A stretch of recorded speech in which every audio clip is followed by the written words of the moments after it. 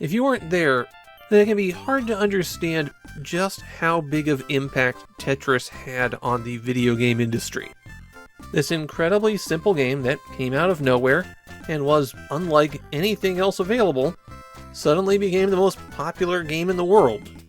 So naturally, a ton of people tried to ride its coattails. The early 90s had a flood of people creating similar, well-based puzzle games. Video games where objects dropped from the top of the screen, you arrange them in stacks, you'd lose if the stack reached the top of the screen, and there was some trick in how you arranged the objects that fell that would make them go away.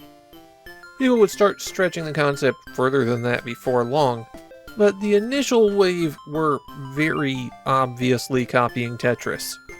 Which brings me to Media Ring's Spin Pair, a game from the same company that brought us the PC Engine port of Sokoban.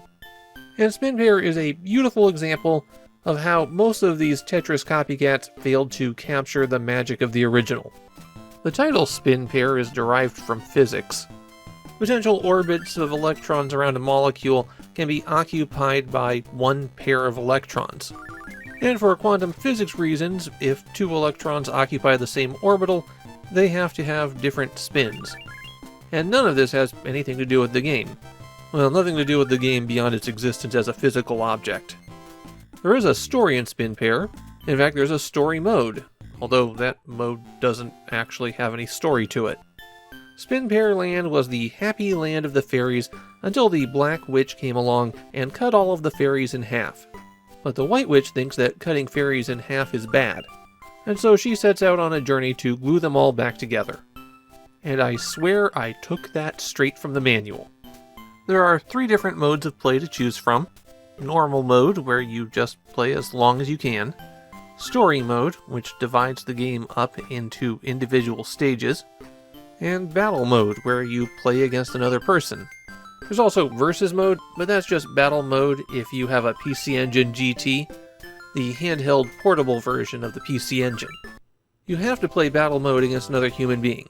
There is no computer opponent available for you in Spin Pair. The way that the gameplay works in any mode is that shapes fall from the top of the screen in sets of 2. Each shape is divided in half, so you'll see a filled-in portion and an empty portion. The well that they're falling into is 6 spaces across, and 11 tiles high before you reach the line that indicates the top of the play area. You've got things piling up at the bottom of the screen? How do you get rid of them? Well, you drop 2 identical shapes on top of each other, and if the filled-in halves are opposite of each other, then they go away in a little burst. That explosion will destroy any shapes of the same type that are in that row. Of course, that causes the tiles above it to fall, and if the colliding shapes there can fill each other in, then the chain reaction keeps going. In normal mode, you start out with 4 different shapes, and as you clear more of them, you'll increase the game's level, which causes additional shapes to drop, until eventually there are 10 different shapes that will fall. In story mode, every stage requires that you clear out a certain number of every type of shape. Once you've removed enough pieces of every style, then the game advances to a new level, which will have a different theme of shapes, and you repeat the process from there. In battle mode, clearing out shapes will send them over to your opponent, filling in their grid and hopefully making their life miserable. Also, as you clear lines, the pace of the game will speed up. The shapes will fall faster, until suddenly they don't. Yeah, the speed mechanics here are inconsistent, and once you've been playing for just a few minutes, you'll find that the game will suddenly go fast, and then you'll clear out some more shapes and suddenly it will go slow, and then you'll clear out some more shapes and suddenly it will go fast. It's not a situation where it linearly ramps up the speed. That's not the real problem with Spin Pair, however. The real problem with this game is math. 2 different kinds of math, actually. First, let's talk probability. There are 6 columns in the well, and to trigger any kind of symbol removal, you have to land your matching symbol on top of its pair. The game drops 2 symbols at a time, and if we assume that the bottom of the well is flat, it won't be, but I'm making a point. then the odds of getting rid of 2 symbols simultaneously start at 1 in 16. That's the best case scenario. At the maximum number of symbols that could be dropped, the odds decrease to 1 in 40. This is because you have to rotate the available half in each symbol simultaneously, and the neighboring symbols where you're landing have to match. So with nothing else happening, you're getting 2 symbols simultaneously, and the odds of removing more than 1 symbol with a drop are fairly small.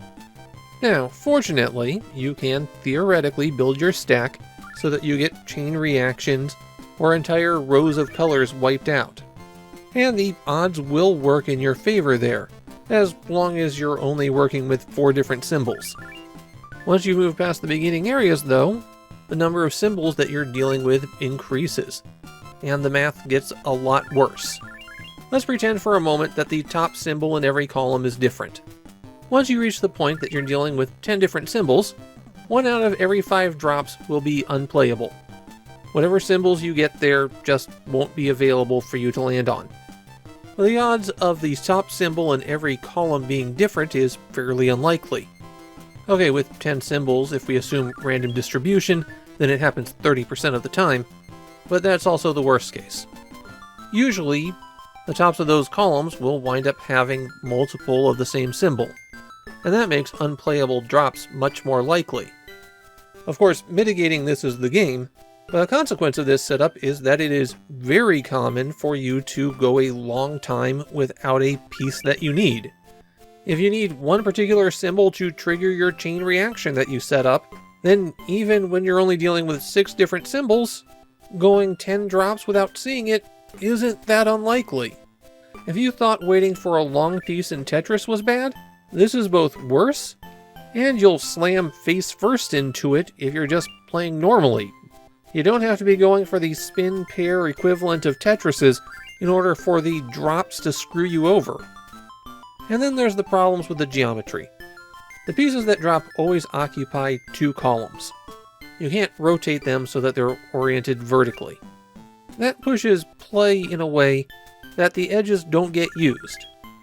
And so it becomes very easy for you to wind up with pillars. The extreme edges don't fill in, and then it only takes 2 or 3 removals from a column to make something stand out. Complicating things is that once pile starts building up in a particular column, you can only remove the top one. You're not knocking things out from below without removing things from its neighbors. So just due to the way that you have to play your tiles, those 2 columns will tend to build up, and then the probability for piece distribution and the geometry of the stack makes breaking down columns rather difficult. These kinds of problems aren't unique to Spin Pair. I have played a lot of well-based puzzle games, and many of them wind up with similar problems. The geometry of the well and the pieces push things towards certain patterns, and the gameplay mechanics aren't balanced in terms of probability. Just about everybody who rushed to copy Tetris made these errors. Spin Pair doesn't seem to be well regarded in Japan. I did find a couple of people who mentioned that they liked it as kids, but the general consensus seemed to be crappy Tetris knockoff. From my point of view, I don't think Spin Pair even works as a cautionary tale. When there's quite literally 24 people making a game that's barely 1 step removed from you, and all of them feature the same problems, Spin Pair doesn't even become an interesting failure. It's one more mediocre game in a sea of mediocrity. The only thing it's really good at is being forgotten.